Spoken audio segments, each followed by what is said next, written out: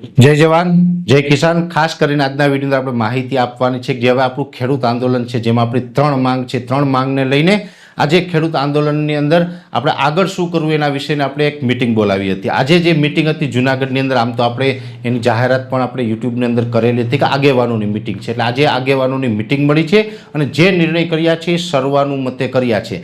સર્વાનુમતે નિર્ણય કર્યા છે એમાં આપણે જે કિસાન સહકાર સમિતિ છે, આપણી આ જે સમિતિ છે એના બેનર નીચે જે આપણું આંદોલન ચાલી રહ્યું છે, આ સમિતિના તમામ સભ્યોએ એવું નક્કી કરેલું છે કે હવે આપણું આંદોલન છે જે જૂનાગઢથી ચાલુ થયું છે હવે ગાંધીનગર જશે, એટલે ગુજરાતની અંદર દરેક મિત્રોએ હવે ગાંધીનગર જવા માટે તૈયારી રાખવાની છે અને આના માટે સર્વાનુમતે તારીખ નક્કી કરવામાં આવી છે 9 ડિસેમ્બર 2025 અને મંગળવાર 9 ડિસેમ્બર 2025 અને મંગળવારના રોજ ગુજરાતના દરેક ખેડૂતોએ ગાંધીનગર પધારવાનું છે।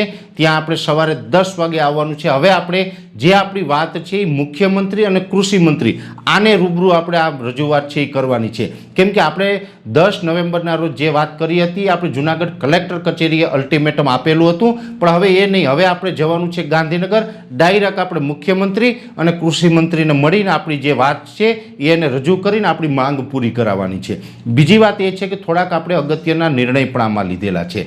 આપણે જે આ આંદોલન છે એ સંપૂર્ણપણે બિન રાજકીય આંદોલન છે। આપણે શરૂઆતથી જ કહેતા આવ્યા છે કે આપણું આંદોલન છે બિન રાજકીય છે, એટલે આજે કિસાન સહકાર સમિતિના તમામ મિત્રોએ એક મહત્વનો નિર્ણય એ પણ લીધો છે કે હવે પછી આપણી જે સમિતિનું આંદોલન થશે, આ આંદોલનના આપણા સ્ટેજ ઉપર કોઈ રાજકીય નેતાઓને આપણે સ્થાન નહીં આપી શકીએ। રાજકીય નેતા એટલે કે કોઈ પણ ગુજરાત કે દેશની અંદર તમે કોઈ પણ રાજકીય પાર્ટીની અંદર કોઈ પણ હોદ્દો ધરાવતા હોય, તમે જિલ્લા પ્રમુખ હોય, તાલુકા પ્રમુખ હોય, અથવા તો તમે જિલ્લા મહામંત્રી હોય, જિલ્લા સંગઠન મંત્રી હોય, પ્રદેશની અંદર તમારો કોઈ હોદ્દો હોય, તમે રાજકીય રીતે કોઈ પણ પક્ષ પાર્ટીની અંદર કોઈ પણ હોદ્દો ધરાવતા હોય એવા વ્યક્તિને અમે સ્ટેજ નહીં આપીએ અને બીજું માઇક નહીં આપીએ, બે વસ્તુ અમે નહીં આપી શકીએ। અને આ નિર્ણય પણ મારો વ્યક્તિગત ન હોય, કેમ કે આ નિર્ણય છે કિસાન સહકાર સમિતિનો સર્વાનુમતે નક્કી કરેલો આ નિર્ણય છે, એટલે આવનારા સમયની અંદર કોઈ રાજકીય પાર્ટી સાથે જોડાયેલા વ્યક્તિ છે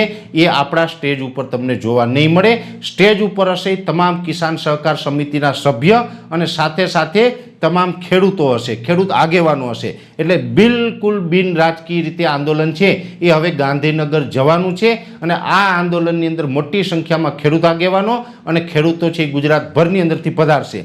હવે આમ તો આપણે આ જે 9 ડિસેમ્બર એટલે હજી સમય ઘણો બધો લાંબો છે, હજી સમય આવતા આને આખી હું તમને ડિઝાઇન આપતો જઈશ, કેવી રીતે આવવું, કેટલી માત્રામાં ખેડૂતે આવવું અને કઈ જગ્યાએ આવવું, કયા સમયે આવવું, ત્યાં શું વ્યવસ્થા હશે, ત્યાં શું કાર્યક્રમ થશે, આ તમામ પ્રકારની માહિતી છે એ સમયાંતરે હું આપને આપતો જઈશ। પણ આજે મહત્વની વાત મારે આપને એ જ કરવાની હતી કે આજે 24 નવેમ્બર 2025ના રોજ કિસાન સહકાર સમિતિના સદસ્યોની આજે મીટિંગ મળી અને આ મીટિંગની અંદર સર્વાનુમતે બધાએ એ જ નક્કી કર્યું છે કે હવે આપણે 9 ડિસેમ્બર 2025ના રોજ ગાંધીનગર જવાનું છે અને આપણી જે આ ત્રણ માંગો છે, જેમાં પાક ધિરાણ સંપૂર્ણપણે આપણું 3 લાખ સુધીનું માફ કરવામાં આવે, ટેકાના ભાવે ખરીદી અને બીજું 19નો પાક વીમો, આ ત્રણેય માંગ જ્યાં સુધી પૂર્ણ ન થાય ત્યાં સુધી ગાંધી ચિંધ્યા માર્ગે આપણે આ આંદોલનને ચાલુ રાખીશું અને આપણો જે હક છે,